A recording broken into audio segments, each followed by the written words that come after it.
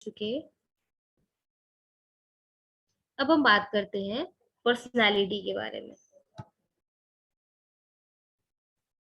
Personality basically जैसे अभी हमने कहा कि पर्सोना वर्ड से बना है, जो कि एक लैटिन वर्ड है, और इसका मीनिंग है मास्क, यानी कि मुखौटा।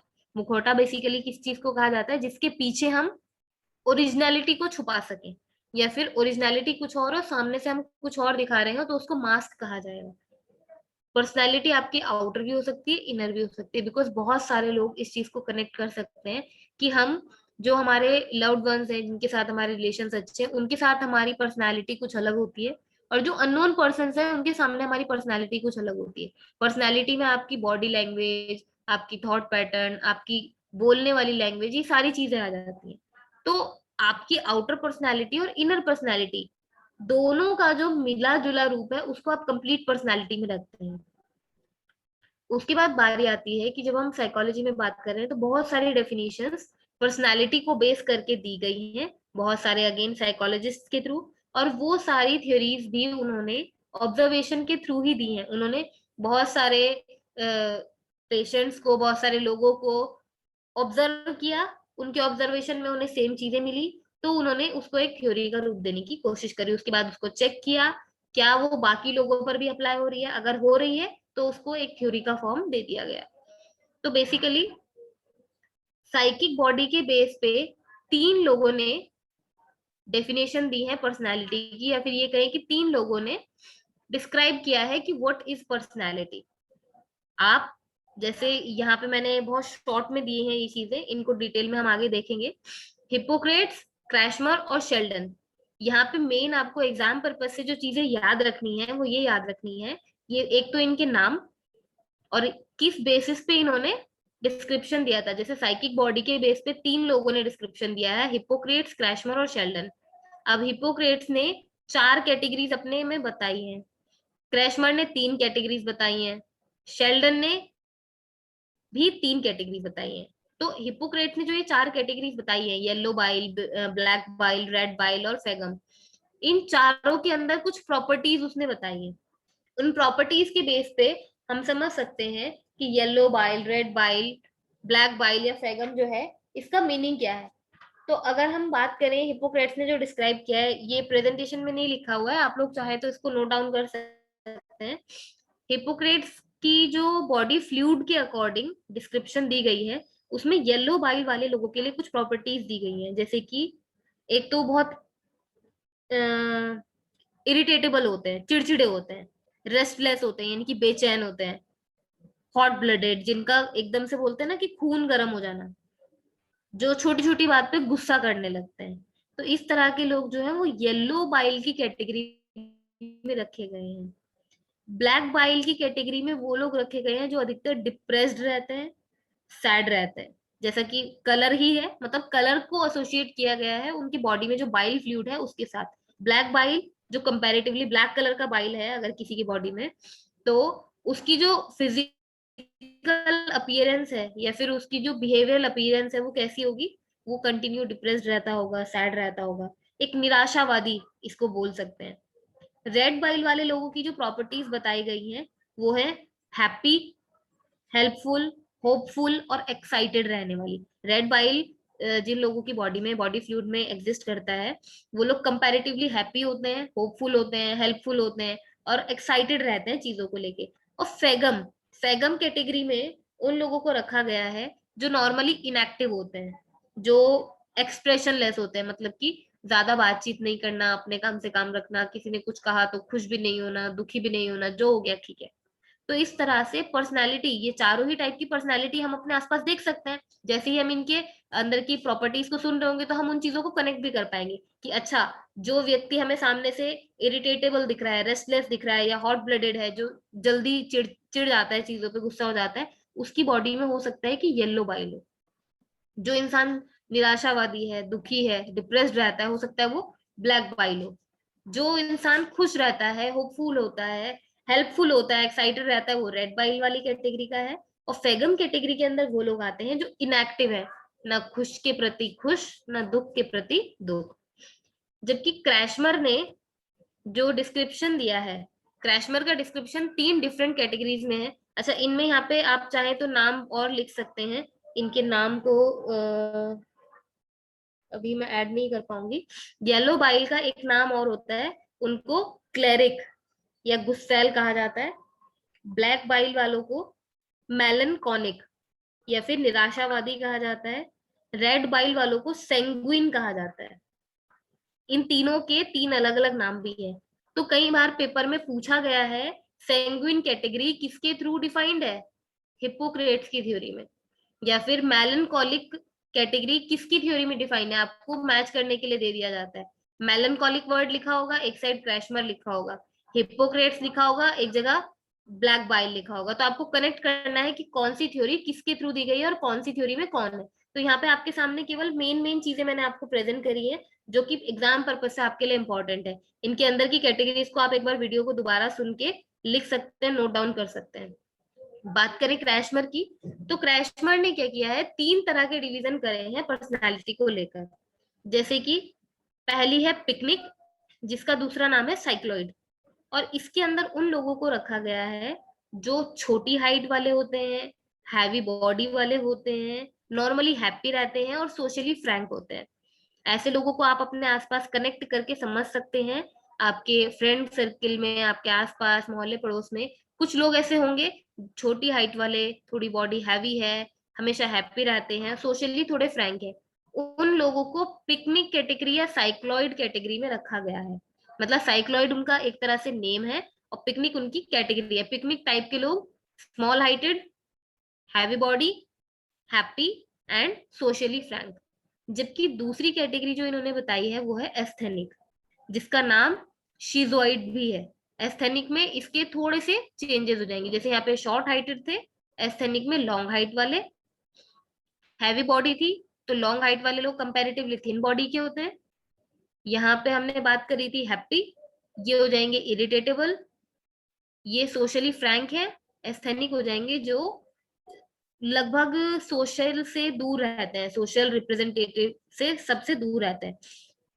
बेसिकली ये जो क्रैशमर का डिस्क्रिप्शन है, ये सेकेंड वर्ल्ड वॉर के टाइम पे दिया गया था। तो सेकेंड वर्ल्ड वॉर के टाइम पे जितने लोग इन्वॉल्व थे उस वॉर में, उन लोगों के ऊपर स्टडी किया गया, उनकी फैमिलीज के साथ स्टडी किया गया, उसके बेस पे ये तीन डिस्क्रिप्शन दिए गए। उसके बाद जो एथलेटिक कैटेगरी के लोग आते हैं, वो ना ज्यादा छोटे होते हैं ना ज्यादा लंबे होते हैं। दूसरा, सॉरी, सोशली काफी फेमस होते हैं एथलेटिक वाले, ठीक है। मतलब क्योंकि ना तो वो बहुत ज्यादा फ्रैंक होंगे और ना ही वो बहुत ज्यादा इनएक्टिव होंगे, वो मिडिल मिडिल वाले होते हैं। तो ना तो उनकी हाइट ज्यादा छोटी होगी, ना ज्यादा बड़ी होगी, ना वो सोशली बहुत ज्यादा एक्टिव होंगे ना इनएक्टिव होंगे। तो सोशली वो एक फेमस टाइप की कैटेगरी में आते हैं, प्रतिष्ठित जिनको कहा जाता है। तो इस तरह से इन तीनों कैटेगरीज की प्रॉपर्टीज को डिफाइन किया गया है। उसके बाद शेल्डन की बात करते हैं, तो उन्होंने सोमेटोटाइप थ्योरी दी है, जिसमें अगेन उन्होंने साइकिक स्ट्रक्चर के बेस पे, यहाँ पे बॉडी फ्लूइड के स्ट्रक्चर, बॉडी फ्लूइड के बेस पे डिवाइड किया गया है चार कैटेगरी में। और शेल्डन ने साइकिक स्ट्रक्चर के बेस पे सोमेटोटाइप थ्योरी दी है, जिसके बेस पे उन्होंने तीन कैटेगराइजेशन दिए हैं, एंडोमॉर्फी, मेसोमॉर्फी और एक्टोमॉर्फी। एंडोमॉर्फी का दूसरा नाम है वस्करटोनिया, मेसोमॉर्फी का दूसरा नाम है सोमेटोटोनिया और एक्टोमॉर्फी का दूसरा नाम है सर्क्रेटोनिया। ये तीनों नाम, ये नाम बहुत इंपॉर्टेंट है क्योंकि ये नाम से मैच करने के लिए आ जाता है। एंडोमॉर्फी सोमेटोटोनिया या मेसोमॉर्फी वर्सेटोनिया, अपोजिट लिखे होते हैं और आपको मैच करके उसका आंसर करेक्ट करके टिक करना होता है। क्योंकि ये सारी चीजें आप डीप में जब जाएंगे, तो अगर साइकोलॉजी के आप स्टूडेंट है तो आपको इन सारी चीजों को डिटेल में पढ़ना होगा, क्योंकि यहाँ पे आपका केवल एक टॉपिक है, उन लोगों के लिए एक पूरा यूनिट है पर्सनैलिटी वाला। बट यहाँ पे हमें इस अकॉर्डिंग पढ़ना है कि हम अपने सब्जेक्ट से भटके नहीं और हम यूनिट वाइज उन चीजों को तैयार भी कर सके। तो यहाँ पे आपके लिए कीवर्ड्स बहुत ज्यादा जरूरी है, इन कीवर्ड्स को आप जरूर याद रखें। तो एंडोमॉर्फी की अगर बात करें, एंडोमॉर्फी में छोटी हाइट वाले, हेल्दी बॉडी वाले, फूडी और सोशली फ्रैंक लोगों को रखा गया है। अगर आप देखेंगे पिकनिक और एंडोमॉर्फी, ये दोनों कैटेगरीज लगभग लगभग सेम ही होती हैं। इसमें बस एक चीज और एक्स्ट्रा ऐड कर दी गई है, उनकी फूड हैबिट, यानी कि वो फूडी होते हैं। ऑब्वियस सी बात है, हेल्दी बॉडी है तो थोड़े से फूडी होंगे, इसलिए थोड़ी हेल्दी बॉडी है। पिकनिक में भी वही तीन कैटेगरीज है, small heighted, heavy body, happy और सोशली फ्रैंक। यहाँ पे क्या कर दिया गया है, small height, healthy body, foodie, healthy happy के बजाय यहाँ पे फूडी डाल दिया गया है, और सोशली फ्रैंक ये भी होते हैं। मेजोमॉर्फी की काफी सारी कैटेगरीज एस्थेनिक से मिलती जुलती हैं, जैसे कि हेल्दी बॉडी होगी लेकिन फैटी नहीं होगी। ऊपर क्या था, हाइट लंबी होगी लेकिन थिन बॉडी होगी, जबकि मेसोमॉर्फी में बोला है कि हेल्दी बॉडी होगी और फैटी नहीं होगी, सोशली एक्टिव होंगे ये लोग, ब्रेव होंगे और रिस्क टेकर होंगे। जिनको रिस्क लेना पसंद है उनको मेसोमॉर्फी के अंदर रखा जाता है। उसके बाद आता है एक्टोमॉर्फी, जिसको सर्कुलेटोनिया बोलते हैं। लंबे लोग, थिन बॉडी वाले, हेजिटेट करते हैं, इंट्रोवर्ट होते हैं, सॉलिट्यूड लाइक करते हैं, अकेले रहना पसंद करते हैं। तो इसमें एस्थेनिक से ज्यादा मिलती जुलती एक्टोमॉर्फी है। मेसोमॉर्फी का डिस्क्रिप्शन लगभग एथलेटिक जैसा है। मेसोमॉर्फी में जो चीजें बताई गई हैं कि हेल्दी बॉडी होगी, सोशली एक्टिव होंगे, ना ज्यादा फेम मतलब ना ज्यादा एक्टिव होंगे ना ज्यादा डीएक्टिव होंगे, ब्रेव होंगे, रिस्क टेकर होंगे। और एक्टोमॉर्फी वाले जो है वो एस्थेनिक से मिलते जुलते हैं। एक्टोमॉर्फी में थिन बॉडी बताई गई है, लॉन्ग बॉडी बताई गई है। एस्थेनिक में भी थिन एंड लॉन्ग बॉडी बताई गई है। यहाँ पे हेजिटेट करने वाले बताए गए हैं, इंट्रोवर्ट बताए गए हैं, और उसी को यहाँ पर आपका सोशल इंटरेक्शन से दूर कहे जाने वाले लोग बताए गए। तो जो लोग सोशल इंटरेक्शन से दूर रहते हैं वो अधिकतर कैसे होते हैं, हेजिटेट करते हैं चीजों को बोलने में, और इंट्रोवर्ट होते हैं। तो इस तरह से ये कैटेगरीज डिवाइडेड है on the basis of psychic body. 3 लोगों ने डिवाइड किया, हिपोक्रेट्स, कैशमर और शेल्डन ने। किस बेसिस पे इन्होंने डिवाइड किया है ये हमारे लिए इंपॉर्टेंट है। कैशमर ने सेकेंड वर्ल्ड वॉर के टाइम पर ये डिस्क्रिप्शन दिया है, ये भी हमारे लिए इंपॉर्टेंट है। और कितने कितने इनमें नंबर्स आते हैं, बॉडी फ्लूइड्स कितने हैं हमारे, 4। तो क्वेश्चन कई बार ये भी पूछ लिया जाता है, according to Hippocrates how many body fluids are defined. कितने बॉडी फ्लूइड हिप्पोक्रेट्स की थ्योरी के अकॉर्डिंग डिफाइंड है। तो अगर हमने ये चार्ट देखा हुआ है, इसको समझा हुआ है, तो हमें पता चल जाएगा कि 4 उसने बताए हैं, तो यानी कि 4 इज राइट आंसर। इसी तरह से क्रैशमर ने कितने डिस्क्रिप्शन दिए हैं, कितना डिवीजन किया है उसने पर्सनालिटी का, कितने टाइप की पर्सनालिटीज क्रैशमर ने बताई है। इसी तरह से शेल्डन ने कितने तरह की पर्सनालिटी बताई है। या सोमेटोटोनिया जो पर्सनालिटी है वो क्रैशमर की कौन सी पर्सनालिटी से मिलती जुलती है। सोमेटोटोनिया यानी मेसोमॉर्फी, मेसोमॉर्फी की अधिकतर किससे मिलती है, एथलेटिक से। तो कई बार डायरेक्ट क्वेश्चन न देखे, क्योंकि पेपर अब टफ बन रहा है, तो सोमेटोटोनिया को डिस्प्लास्टिक के साथ भी कनेक्ट किया जा सकता है। इसलिए आपको ये सारे नाम उंगलियों पे याद होने चाहिए कि किसने कौन सी थ्योरी दी है। केवल आपको कीवर्ड्स याद रखने हैं, इनको ज्यादा डिटेल में नहीं पढ़ना है। बट हाँ, इनकी प्रॉपर्टीज अगर आप समझने के लिए चाहें तो अपने लिख सकते हैं नोट्स में। उसके बाद इन्हीं थ्योरीज का डिस्क्रिप्शन आपका आता है साइकोलॉजिकल नेचर के बेस पे, जो कि 4 लोगों का फेमसली डिस्क्राइब्ड है, और अधिकतर क्वेश्चंस इन्हीं से पूछे जाते हैं। जैसे युंग ने साइकोलॉजिकल नेचर के अकॉर्डिंग डिस्क्रिप्शन दिया है। साइकोलॉजिकल नेचर का मतलब क्या है, 3 टाइप के नेचर उन्होंने बताए हैं, इंट्रोवर्ट, एम्बिवर्ट और एक्सट्रोवर्ट। अब जैसे नाम से ही पता चल रहा है, इंट्रोवर्ट लोग कौन होते हैं, हम लोग इंट्रोवर्ट बहुत ज्यादा यूज करते हैं, जो नॉर्मली बाहर ज्यादा बात नहीं करते, अपनी बातें अपने तक रखते हैं। तो यहाँ पे भी सेम वही मीनिंग इंट्रोवर्ट का है। एम्बिवर्ट वो है जो कि कुछ समय से इंट्रोवर्ट है, मतलब, और कुछ समय एक्सट्रोवर्ट है, जो दोनों मिक्स कैटेगरी के हैं, ऐसा समझ सकते हैं। और एक्सट्रोवर्ट लोग वो हैं जैसे बहुत ज्यादा बातूनी नहीं होते हैं, बात करने बैठ गए तो उनकी बातें खत्म ही नहीं होती हैं, अपने बारे में भी सारी चीजें बताते हैं, दूसरे से भी पूछते हैं। तो जो अपनी पर्सनल लाइफ को भी शेयर करते हैं, दूसरे की पर्सनल लाइफ को भी शेयर करने की कोशिश करते हैं, इस तरह के लोग थोड़े से एक्सट्रोवर्ट होते हैं। इंट्रोवर्ट वो होते हैं जो अपनी पर्सनल लाइफ को थोड़ा सा कंजर्वेटिव रखते हैं, उनके लिए कैटेगरीज अलग होती है, personal life, professional life, friends के साथ लाइफ, स्कूल में लाइफ, उनके लिए सारी कैटेगरीज उन्होंने अपने दिमाग में बनाई हुई होती है। तो इस तरह के लोग इंट्रोवर्ट होते हैं। एक्सट्रोवर्ट जो बहुत ज्यादा शेयर वाले होते हैं, और एम्बिवर्ट वो होते हैं जो कभी इंट्रोवर्ट बन जाते हैं, कभी एक्सट्रोवर्ट बन जाते हैं, अकॉर्डिंग टू द सिचुएशन। उसके बाद स्प्रेंगर ने 6 टाइप ऑफ पर्सनालिटीज बताई है।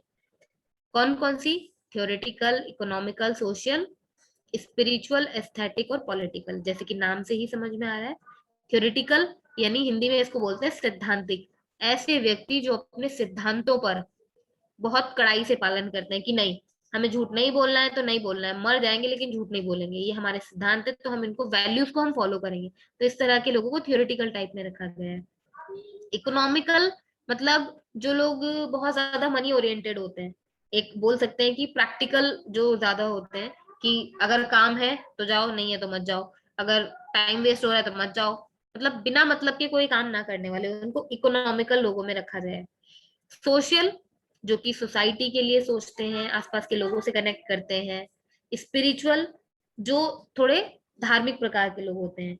एस्थेटिक जिनको सौंदर्य की यानी कि ब्यूटीफुल चीजें बहुत ज्यादा पसंद होती हैं, या डेकोरेटिव चीजें ज्यादा पसंद होती है। पॉलिटिकल जो पावर ओरिएंटेड होते हैं, जिनको पावर पसंद होती है। उसके बाद सिगमेंट फ्रॉइड की दो थ्योरीज हैं जो पर्सनालिटी के अंदर आती है, साइको एनालिसिस थ्योरी और two basic instincts. Psychoanalytic theory में इड, ईगो और सुपर ईगो की बात की गई है। ये वही थ्योरी है जो कॉन्शियसनेस से रिलेटेड है, और यहाँ पे उसको पर्सनालिटी के साथ कनेक्ट किया गया है। इसको हम अलग से देख सकते हैं। बाकी टू बेसिक इंस्टिंक्ट्स में लाइफ इंस्टिंक्ट और डेथ इंस्टिंक्ट की बात की गई है। लाइफ इंस्टिंक्ट में ये कहा गया है कि कुछ लोग ऐसे होते हैं जो ड्यूरिंग द लाइफ बहुत सारे क्रिएटिव वर्क करना चाहते हैं, और डेथ इंस्टिंक्ट में ये बात कही गई है कि बहुत लोग ऐसे हैं जिनको डेथ का फीवर लगा रहता है, कि कहीं ऐसा करेंगे तो डेथ के नजदीक नहीं जाना चाहते जो लोग, उनको डेथ इंस्टिंक्ट वाली कैटेगरी में रखा गया है। उसके बाद लास्ट आते हैं आपके एडलर, जो कि सिगमंड फ्रॉइड के स्टूडेंट थे। उन्होंने थ्योरी ऑफ इंडिविजुअल साइकोलॉजी में 6 मेन कॉन्सेप्ट दिए हैं जो आपके पर्सनालिटी को डिफाइन करते हैं। जैसे कि पहला है unity of personality. Unity of personality का मतलब कि सभी लोग आपस में इंटरकनेक्टेड है, उस इंटरकनेक्शन की वजह से एक व्यक्ति की पर्सनालिटी का इफेक्ट दूसरे की पर्सनालिटी पे पड़ता है। दूसरा वो बोलते हैं सब्जेक्टिविटी टू परसेप्शन, यानी कि हर एक इंडिविजुअल पर्सन किसी एक पर्टिकुलर इंसिडेंट पे अपनी पर्सनालिटी के अकॉर्डिंग डिसीजन लेता है, और उसी के अकॉर्डिंग परसेप्शन मतलब जो उसकी परसेप्शन है, जो उसके सोचने समझने का तरीका है, उसी के अकॉर्डिंग वो उन पर्टिकुलर चीजों पे डिसीजन लेता है। हर एक व्यक्ति किसी एक परिस्थिति में एक जैसा व्यवहार नहीं कर सकता, एक जैसा निर्णय नहीं ले सकता। ये बात सब्जेक्टिविटी टू परसेप्शन में कही गई है। उसके बाद कुछ लोग ऐसे होते हैं जो सक्सेस के लिए बहुत ज्यादा दौड़ते हैं। इंफीरियोरिटी कॉम्प्लेक्स जिनको होता है, जैसे बहुत सारे स्टूडेंट्स होते हैं कि हर बार क्लास में फर्स्ट आते हैं, अगर एक बार वो क्लास में सेकंड या थर्ड आ गए तो उनको बहुत ज्यादा कॉम्प्लेक्स फील होने लगता है कि अब ऐसा कैसे होगा, हम हमेशा फर्स्ट आते हैं तो हमें फर्स्ट ही आना चाहिए। उस चीज को लेके वो डिप्रेस भी होने लगते हैं। तो जो लोग स्पेशली इंफीरियोरिटी कॉम्प्लेक्स के अंदर आते हैं, वो स्ट्राइविंग फॉर सक्सेस के अंदर रखे जाते हैं। क्रिएटिविटी पावर जिन लोगों की अच्छी होती है, जैसे कि आर्ट, डांस, सिंगिंग, क्रिएटिव चीजों में जिनका दिमाग ज्यादा चलता है, उनको क्रिएटिव पावर की कैटेगरी में रखा गया है।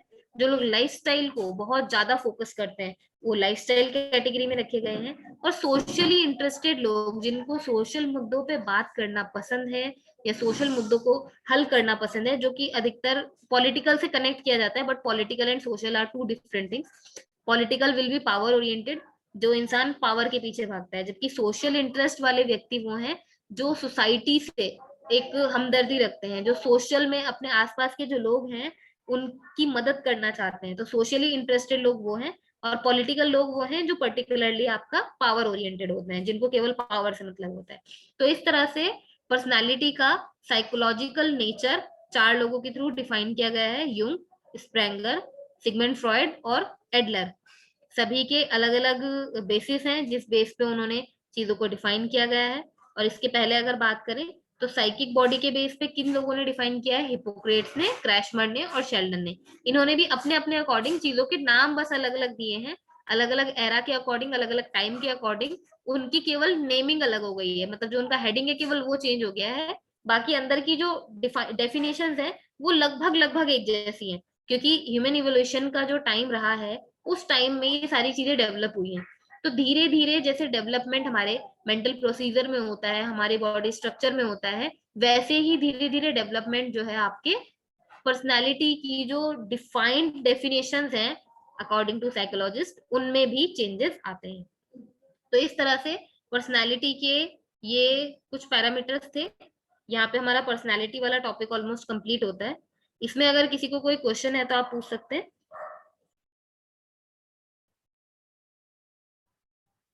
अच्छा, पर्सनालिटी में हम एक चीज और देख सकते हैं कि बेसिकली इन सारी थ्योरीज का अगर एक निचोड़ निकाला जाए तो 4 मेन डिटर्मिनेंट्स पर्सनालिटी के बताए गए हैं। एक फिजिकल एनवायरनमेंट, हेरिडिटी, कल्चर और पर्सनल एक्सपीरियंस। यानी कि एनवायरनमेंट का इफेक्ट पड़ेगा पर्सनालिटी पे।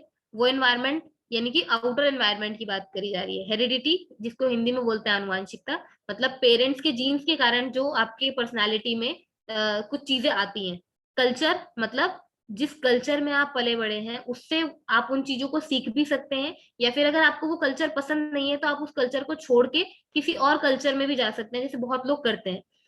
तीसरा और sorry fourth and last is personal experience. आप किसी एक पर्टिकुलर सिचुएशन में जिस तरह का एक्सपीरियंस करते हैं, तो that is your mental state to choose कि आप उस पर्सनल एक्सपीरियंस को और लोगों के साथ भी रिपीट करना चाहते हैं, या फिर आप उस पर्सनल एक्सपीरियंस को चेंज करके और लोगों को एक अच्छी लाइफ देना चाहते हैं। तो बेसिकली जितनी भी पर्सनैलिटी की पीछे बात की गई है कि पर्सनैलिटी की थ्योरीज क्या क्या है, उनके 4 मेन डिटर्मिनेंट्स या 4 मेन कंपोनेंट्स कहे जा सकते हैं।